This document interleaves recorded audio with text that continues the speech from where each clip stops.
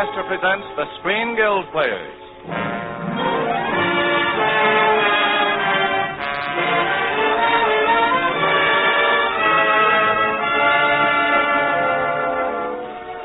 The Screen Guild play tonight, The Yank and the R.A.F. The starring players. This is Tyrone Power. Betty Grable. And John Sutton.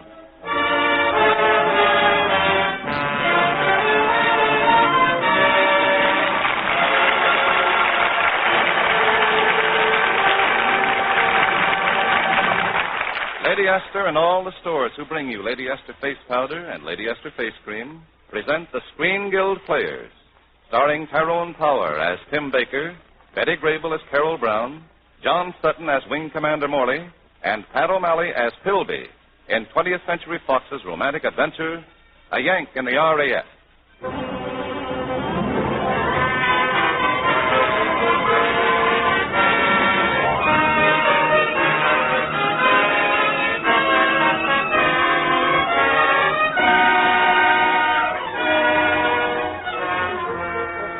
Our story begins in 1940, when Tim Baker, a young American pilot, learned he could make $1,000 a flight ferrying bombers to England. It was strictly business so far as Tim was concerned, and business is bad as the curtain rises. Tim is over the Atlantic, and his radio is dead. There isn't any radio beam, sir. I've tried all the frequency bands, and I can't get a whisper out of this set. Well, see if you can get a program from British Broadcasting. When I was flying the mail back in America, I used to always ride in on Kate Smith. Boy, there was a beam for you. This is no joking matter, sir. Now, you said it. If we don't land in England, I don't get my $1,000. Is that all you're worrying about, sir? I should say not. I've got a girl waiting for me there, too. She's an entertainer at the Regency House in London. That's nice. You just don't know. Boy, is she nuts about me.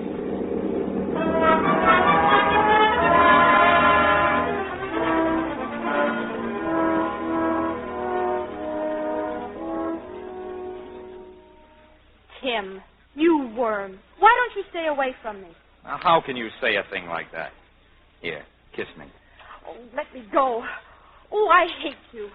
Now, that kiss said otherwise, Carol. Besides, nobody could hold a grudge against me for a whole year. I can. What do you mean? I'm the one who ought to be sore. I get back from Dallas and find you've gone to England. And as for that nasty note you left... I'd have rigged up a shotgun pointing at the door if I'd had any string. Listen. Could I help it if I was caught in a snowstorm at Tulsa and had to make a detour? I know all about that detour. Her name was Irene. Oh, so that's what you thought. I always knew I could clear it up if I could only see you and explain. Explain. That's the best thing you do. But I'm not interested. As far as you and I are concerned, it's over. Understand? Finished. Done. Oh, now, that's a fine way to treat a guy who flew all the way across the Atlantic just to see you. What? You flew the Atlantic? The minute I heard you were in England. Well, you must have been awfully well paid. You never did anything like that for love. What do you mean? I've changed, honey. You'll be surprised. Tim Baker, you'll never surprise me again.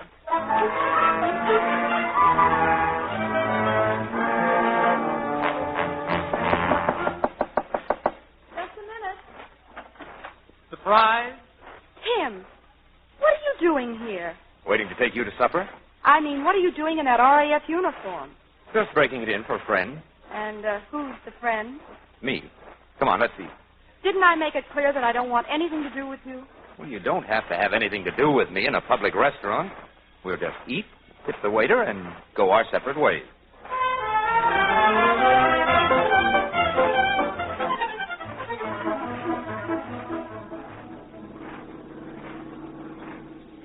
Remember the night we met, Carol, in Kansas City? You were going east. I was going west. We took one look at each other, and then I was going east, too. Oh, that same old farce there. Honey, why fight against it? I'm sorry, but I can't risk it again. There's no reason why I should, and I'm not going to. Stop here, driver. Don't bother to get out, Tim. Oh, I'll just take you to the door. That's all, Cabby. Good night, Tim. Oh, I said I'd see you to your door. Hey, you know, I like this place. Oh, here, give me the key. Thank you. Now, goodbye, Tim. Well, Hadn't I better come in and open the windows? I left them open. Well, then I better come in and turn on the heat. You've been turning it on all night, but it isn't going to do you any good. I give up. Here I am. Fly the Atlantic to get near you. Join the R.A.F. to stay near you. Act like a gentleman. Thoughtful, consistent. Oh, gee, honey. You're more beautiful than ever. Bye, honey. You worm. Well, aren't you going to close the door?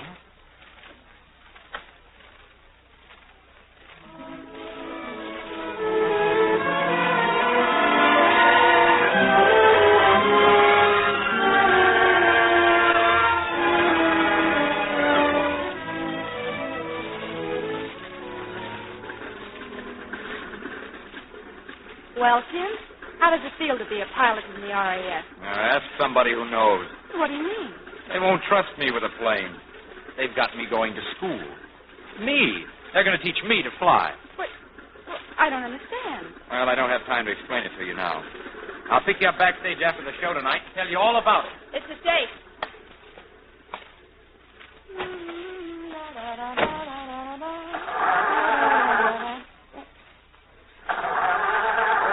Darn it. I beg your pardon, miss. I think your car will start better with this in place. Well, what's that? The rotor off your distributor. Oh, did it fall off? Well, not exactly. I took it off. You know the regulation, don't you? Well, I know there's a regulation about taking something or other off your car, but I never could learn what it was. Well, this is it. It must be removed to prevent the enemy from using your car in case of invasion. I'll put it back now. There. I thought I'd better take it off so the police wouldn't catch you. Well, that was very thoughtful of you. Yes, if anyone was going to catch you, I wanted to be the one. Oh, do you catch many this way? Oh, I'm afraid I've made a botch of this. At any rate, I don't seem to be getting very far. Well, how far did you expect to get on just one rotor? Well, I was hoping to find out your name, at least. Oh, why should you? I don't know yours. Oh, I'm sorry. I'm Wing Commander Morley. How do you do? Goodbye. Goodbye, license number BHX 528. I'll be looking you up.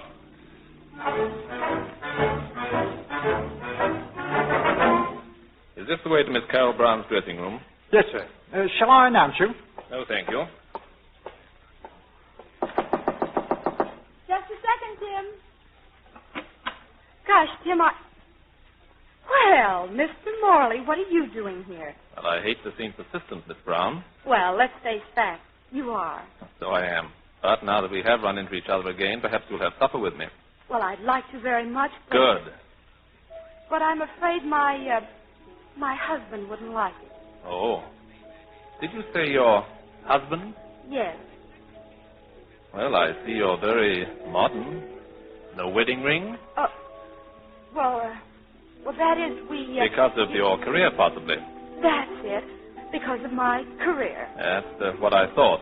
Is your husband calling for you? Oh, yes. He told me he'd meet me here, right after the show. He quite obviously didn't. I'm afraid something detained my husband. Don't apologize. I can wait. He might have fallen asleep. Quite. He works all day. He's not lazy then, is he? Well, I guess I'd better run along. I'd be delighted to walk with you. Oh, that won't be necessary. Not necessary, perhaps, but very pleasant.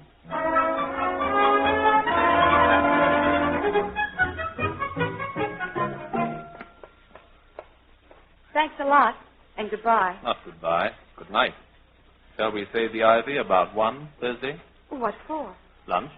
There's no purpose in it. There's no harm in it either. All right. The ivy at 1. Good night. Good night.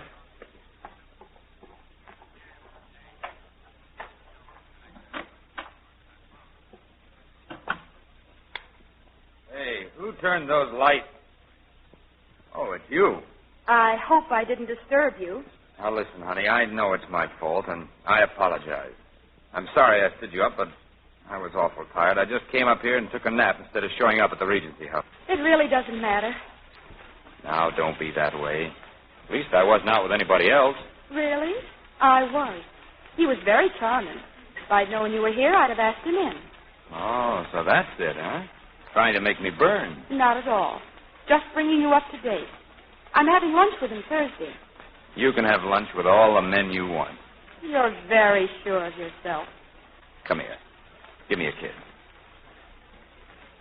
Hey, what kind of a kiss is that? Hey, you were out with another guy.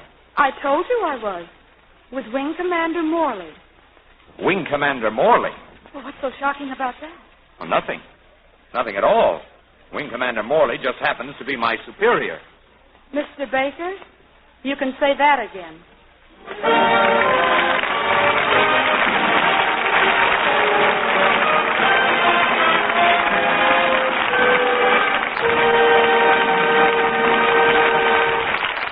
And now, before we hear Act 2 of A Yank in the R.A.F., starring Tyrone Power, Betty Grable, and John Sutton, here is a word from Lady Esther. Isn't it thrilling to hear the wonderful things the men in our fighting forces are doing? And doesn't it thrill you, too, when you stop and think that many of the planes our boys are flying, many of the tanks they're driving, and the very guns and shells they're using are made by women? Yes, today, millions of women are doing man-sized jobs, jobs really vital and important toward winning this war. And they're not letting down on their appearance either. Just look at their pictures in newspapers and magazines. America's women at war. They're so fresh and lovely that, well, it just does my heart good to look at them. And you know, I can't help feeling happy and a little proud to know that Lady Esther Four-Purpose Face Cream is helping so many of these women keep their skin young-looking and attractive. You see, this one cream alone brings them 4 important aids to beauty. Many of them say it's the only cream they need, the only cream they now use. For Lady Esther Face Cream not only thoroughly cleans their skin, it also softens their skin. It helps nature refine the pores, and it even acts as a perfect base for powder. So if you want your skin to look softer, smoother, and fresher, change to Lady Esther Four-Purpose Face Cream. See the wonderful difference in your skin after the very first application.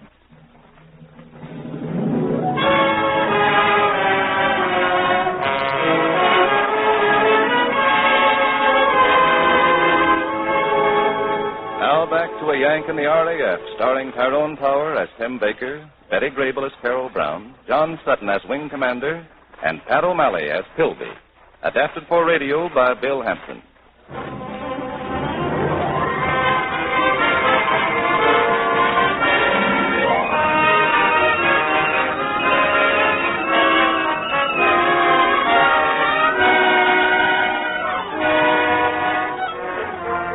It's several nights after Carol told Tim that she was lunching with Wing Commander Morley.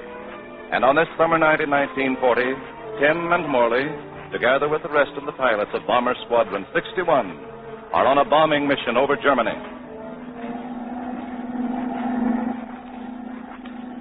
Take over for a while, Baker. Oh, thanks, Morley. Are you sure the Air Ministry can trust me as a pilot? I just finished school, you know, sir. Oh, it's quite all right. I'll keep an eye on you. Oh, thank you, sir. I'll try and do as much for you when we get back, when you're with Carol Brown. Now, just a moment, Baker. I realize you're annoyed because you're in a bomber and not in command of it. Don't you ever think of anyone but yourself? Oh, yes. Sure, on numerous occasions. Sometimes I think of my girl. Sometimes I even think of you when I'm thinking of my girl. And I think how downright ridiculous it is for you to try to cut in on me, sir.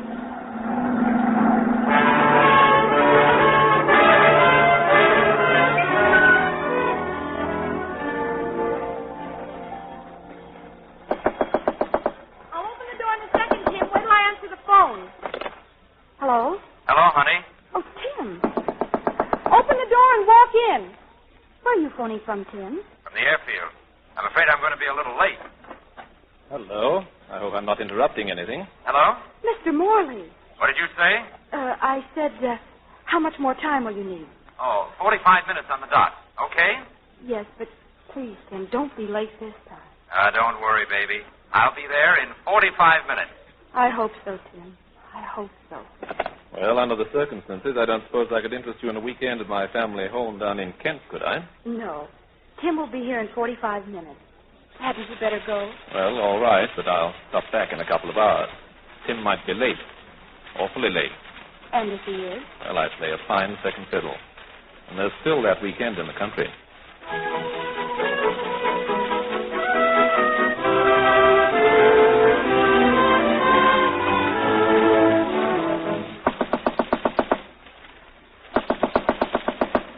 I can't understand why Carol doesn't answer, Philby. Well, our being 6 hours late couldn't possibly have made her angry, could it? Oh, of course not. No, I didn't think so. You know, most women love to wait 6 or 8 hours for a date with a man, especially if it's a dinner date and the girl's hungry. Listen, I haven't been on time for a date with Carol since the first night I met her. She waits. Aye, of course she waits.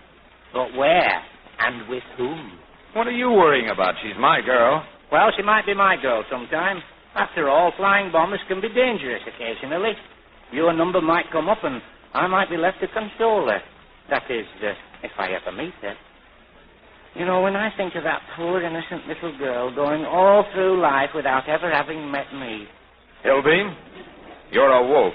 Not at all. I'm just a faithful old sheepdog. Yeah, well, comb the hair out of your eyes and help me hunt for the key. Maybe she left it under the doormat. She did. Ah, but if she had known, we daren't go in. Daren't we? We're in. Carol? Carol? She isn't the coy type, is she? What do you mean? Hiding under the bed. Oh, no. I wonder where she could have gone. Well, Wing Commander Morley disappeared right after we returned from Berlin. You don't suppose Don't that could be silly. Carol wouldn't go anywhere with Morley when she could wait right here for me.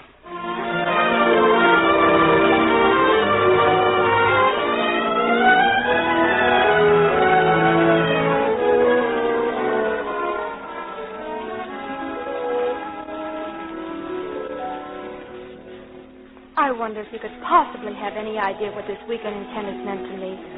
Staying in that beautiful old house of your father's. It looks as if it had been there forever. It has, Carol. The first Morleys built it at the time of the Norman Conquest. Back home, I lived in the oldest house in town. It was 32 years old. It must have been a very wonderful house with you in it. Somehow, I prefer this one. Yours if you want it to be. Marry me, Carol. I can't. Why not? Oh, there's a reason. Wouldn't be Baker, would it? How did you know? The best possible source, the man himself. Well, that's it. I see. Oh, you're the one I ought to love. You're everything that Tim isn't. Then you should marry me at once, by all means. No, I couldn't. Not when I'm not even sure of myself. You'd better drive me back to town.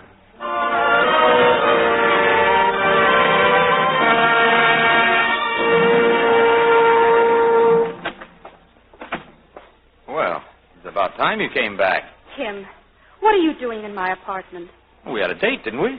Yes, we had a date. Yesterday. Oh, I know. And this time I haven't even got an excuse. It's all right. I was in the country. In Kent. Oh, yeah? Who'd you go with? Friend of mine. Oh, I get it. Your friend, whoever he was, must have been quite a salesman. He did something that would never even occur to you. Something you couldn't even understand. He asked me to marry him. Well, why didn't you say so? If you really want to get married, I'll marry you. You mean you'd make that great sacrifice just for me? Well, why not? I'll marry you tonight if you want me to. You will? Sure. Well, that's awfully sweet of you, Tim. Your proposal was beautiful, romantic, everything a girl could want it to be. I'm very grateful, but I can't accept. Now, please go. Okay. That's the way you want it. You'll be sorry. The only thing that'll make me sorry is seeing you again. Now, get out! Hello? Miss Brown there, please. Certainly she's here. It's Morley who wants to talk to you. Hello, darling. You mean that, Carol? Of course I mean it. Oh, this is all very touching. Shut up. What? Not you, darling. Are you coming over? I'd love to, but I can't, Carol. There's a general flap on. All leaves have been canceled. Every flyer's been sent to Dunkirk. Tell Baker to get back to the field immediately. I heard him. Be careful. And hurry back. I'll be waiting. Knowing that nothing can stop me. Goodbye, dear. Goodbye. Well, Tim, you heard the conversation. I've heard a lot of conversation. That guy can phone you every day in the week. You can call him darling all you want to. But it won't do you a bit of good. You're mine, and you're going to stay mine. Come here. Tim, let go of me. You're hurting me. Let go. Hold still now. Not until I put this ring on your finger. Give me that. There you are, my bride. And I'll make it official when I get back from Dunkirk.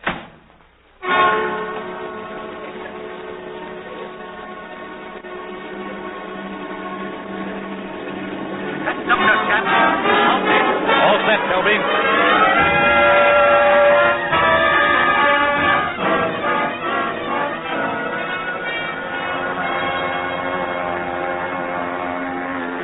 That's Dunkirk, chap.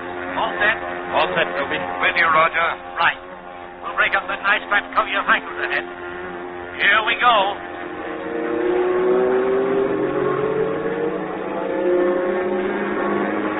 Number 2, take over. Number 2, take over. I'm in. Number 2, taking over, Philby. Follow me, Baker. Sorry, I gotta help Philby. Obey orders, Baker. I can handle this. You cannot. There are 3 heinies dropping on your tail right now. I'm coming in on them.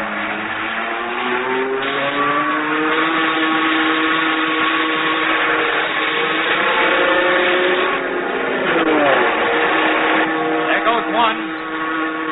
Hold tight, Roger. I'm coming in again.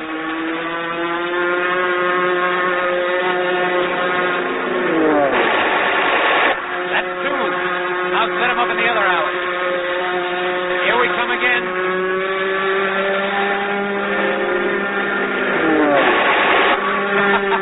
3 for 3. They had me playing second fiddle in a bomber. Great work, Baker. Now get back in formation. Sorry, Toby.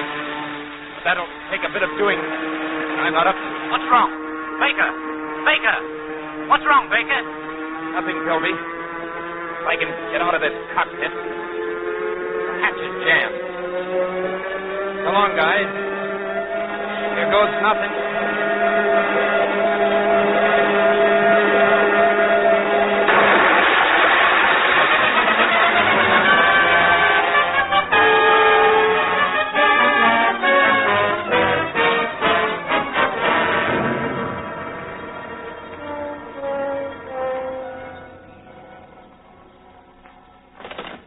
Hello?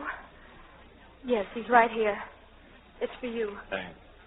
Yes, this is Molly. No word? Well, call me back here at Miss Brown's apartment if you hear anything.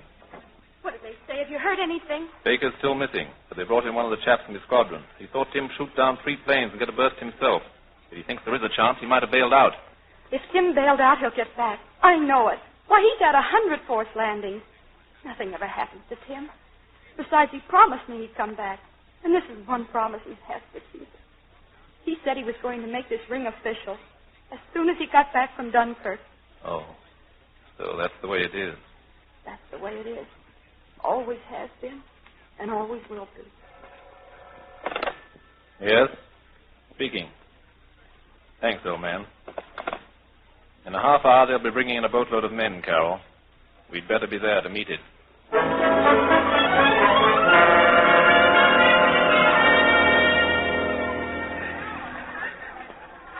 Do you think we've missed him? No, they just started coming off. But where is he? There are probably 1,000 men on this boat, Carol. I suppose we could have missed him. But you said we saw the first of them. It's easy to overlook someone in a crowd like this. You stay here at this gangplank, and I'll go over near the other one.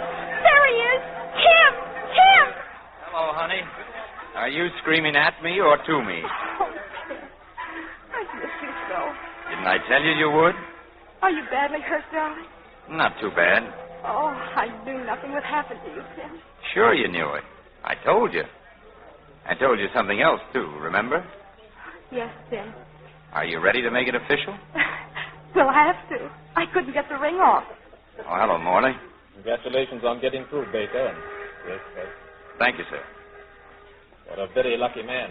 What about me? Oh, you're luckier than I am. You're getting me. Oh, Tim. I know, honey. I'm a worm.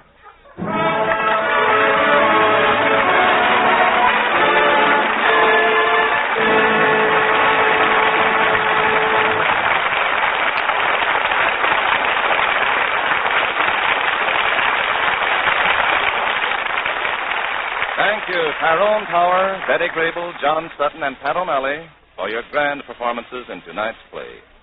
Our sincere thanks, too, to 20th Century Fox for permitting us to present our radio version of A Yank in the R.A.F. And now, before Tyrone Power returns to tell you about next week's great show, a word from Lady Esther.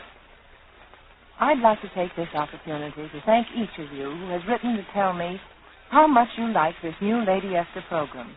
I'm so happy to be able to bring it to you. And tonight I'd also like to thank the millions of women whose loyalty to Lady Esther Four-Purpose Face Cream has helped make this program possible. If I were asked to give one reason why my cream has made so many, many friends, I'd say it was because it's right in tune with these busy times. You see, it takes care of not one, but 4 important needs of your skin. Every time you use Lady Esther Four-Purpose Face Cream, here's what this one cream does. First, it thoroughly cleans your skin. And by that I mean it even removes the hidden dirt from the mouths of the pores. Second, it softens your skin, really softens it. Removes the dryness and flaking that may cause little lines to form. Third, it helps give the texture of your skin a fresher, lovelier look because it helps nature refine the pores. And fourth, you don't need a powder base because it leaves your skin so soft, so smooth, that powder and makeup look much more flattering. Now that's why I call my cream a four-purpose face cream. It's not just a name. Lady Esther Face Cream really does all these things. And because it does these 4 important things, you'll see that your skin looks fresher and younger than it has in years.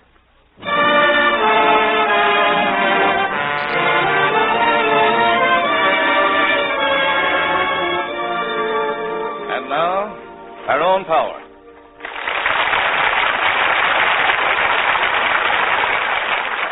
Today, nearly every one of us is working either directly on a war job or on work that concerns the making of war supplies in some way. Now, one person or a dozen people taking an extra day off doesn't affect production a great deal.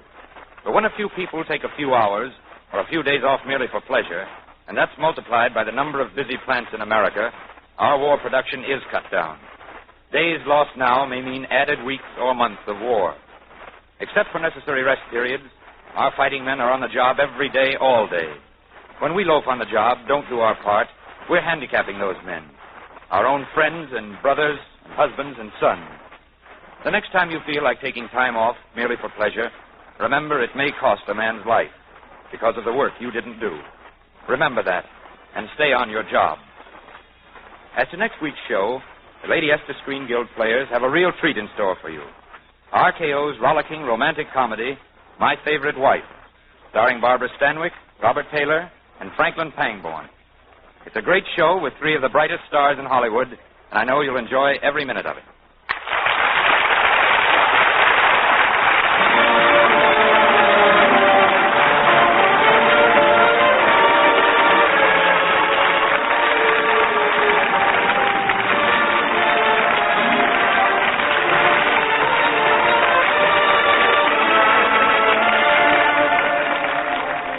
Tyrone Power will soon be seen in The Black Swan.